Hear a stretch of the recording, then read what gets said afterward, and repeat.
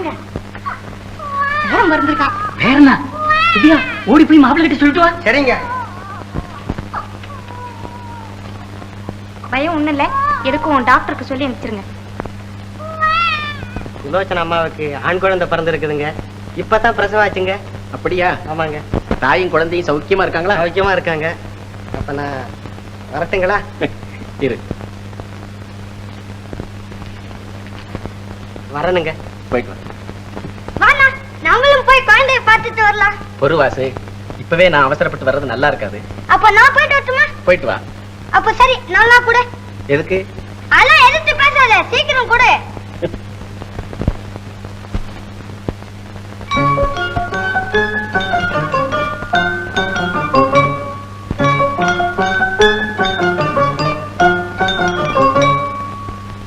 அத்தை, தம்பி எங்க அத்தை? நான் பார்க்கணும். வாசு, அவனை கடவுள் எடுத்துக்கிட்டாருடா.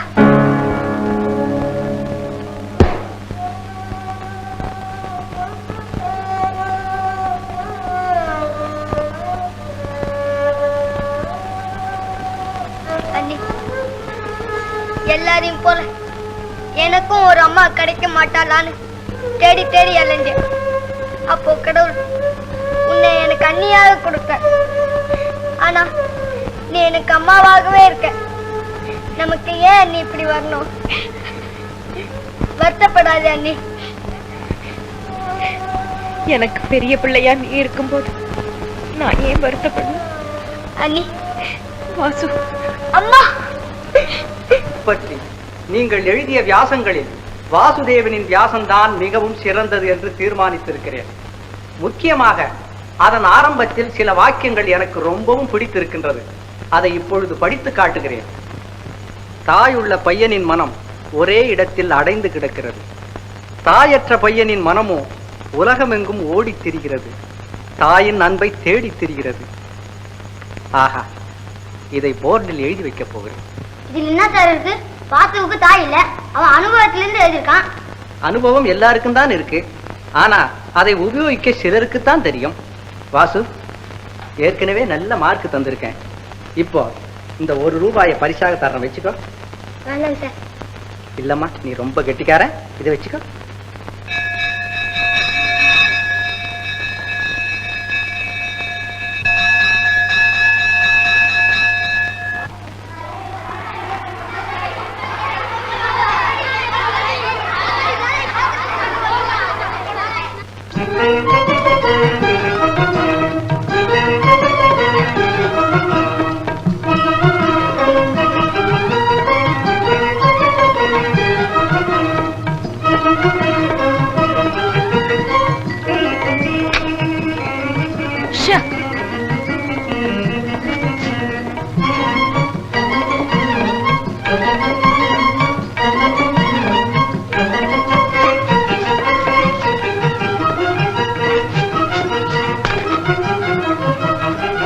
என்ன வாசு, வளையல்ல பட்டிருந்தா வளையல்காரன் வர காணோமேன்னு நானே ஒரு வாரமா காத்துக்கிட்டு இருக்கேன். அப்படியா? வாசு, எங்க ஓடுற? இது நீ, நான் வந்துட்டேன்.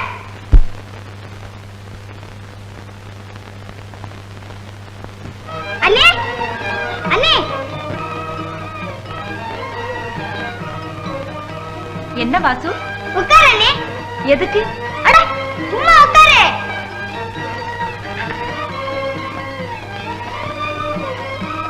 இது என்ன வாசு? வளையல்கள். எங்க கிளாஸ் வாத்தியார் ₹1 பிரைஸ் கொடுத்தார். அதுலதான் இதெல்லாம் வாங்கினேன்.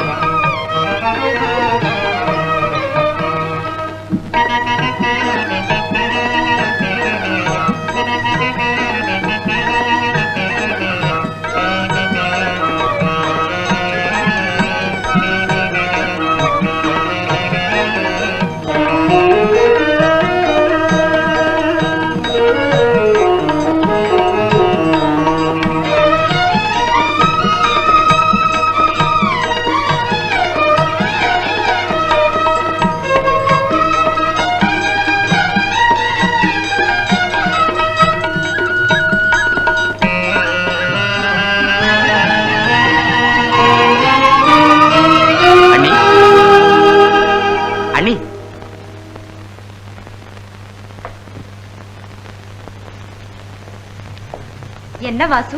உட்கார் அண்ணி. எதுக்கு? சும்மா உட்கார். என்னுடைய முதல் மாத சம்பளம். உனக்கு காலேஜில சம்பளமாக வளையல்களா கொடுக்கிறார்கள்? அத்தனையும் தங்க வளையல்கள்.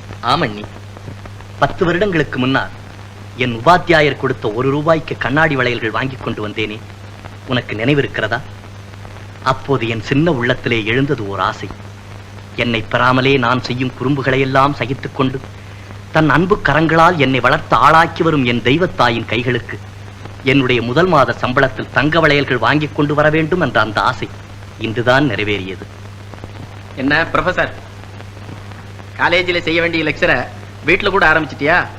உன்னை வளர்த்தது அவதானா? அப்போ நான் என்னன்னா இது? அந்த அண்ணியை எனக்கு கொண்டு வந்ததே நீங்க தானே. பார்த்தாயா, இன்னும் நான் வளர்த்ததாக நீ ஒப்புக்கொள்ள மாட்டாய், அப்படித்தானே?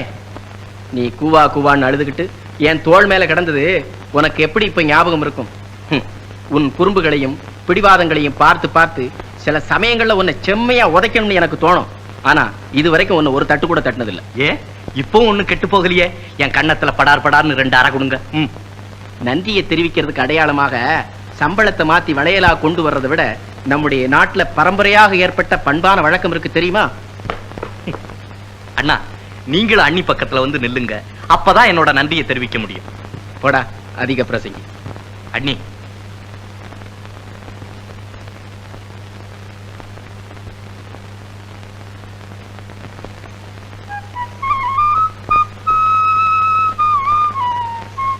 சீக்கிரமே கல்யாணம் செய்து கொண்டு மனைவியின் அன்பும் மழலை இன்பமும் பெற்று நீ நெடுங்காலம் வாழ வேண்டும்.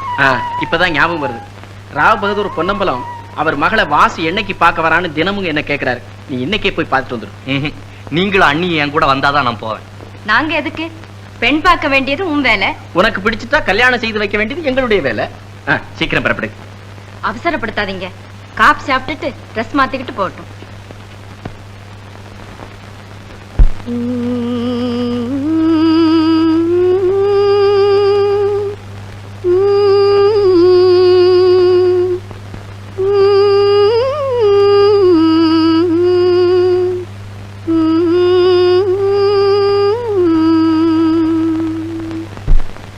நல்லா பாடுறியே.